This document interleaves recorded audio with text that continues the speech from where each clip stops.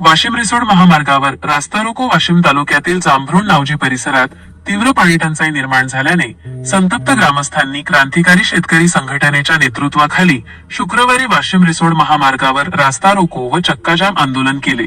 महिला आघाडी जिल्हाध्यक्ष सोनू मुळे यांच्या नेतृत्वाखाली झालेल्या या आंदोलनात मोठ्या संख्येने महिला, युवक व नागरिक सहभागी झाले होते। गेल्या अनेक महिन्यांपासून नियमित पाणी पुरवठा होत नसल्याने नागरिकांना पिण्याच्या पाण्यासाठी मोठी पायपीट करावी लागत असल्याचा आरोप आंदोलनकर्त्यांनी केला।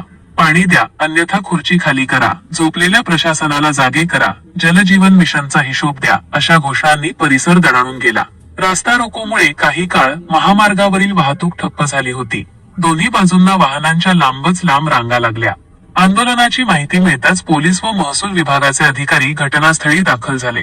अधिकाऱ्यांनी आंदोलनकर्त्यांशी चर्चा करून तातडीने पाणी पुरवठा सुरळीत करण्याचे आश्वासन दिल्यानंतर आंदोलन तात्पुरते स्थगित करण्यात आले। जांभरुण गावासाठी नियमित पाणी पुरवठा, टँकर व्यवस्था आणि कायमस्वरूपी उपाययोजना करण्याची मागणी यावेळी करण्यात आली। मागण्या पूर्ण न झाल्यास जिल्हाधिकारी कार्यालयावर घागर मोर्चा काढून आणखी तीव्र आंदोलन छेडण्याचा इशारा ग्रामस्थ व क्रांतिकारी शेतकरी संघटनेने दिला। या आंदोलनात सोनू मुळे, सतीश इडोळे, बालाजी मोरे, नामदेव पतंगे, प्रवीण मते, मनोहर सावके, अभिषेक मोहोळे, अरुण खडसे, महादेव जाधव, सुनील कटारे यांच्यासह ग्रामस्थ मोठ्या संख्येने सहभागी झाले होते।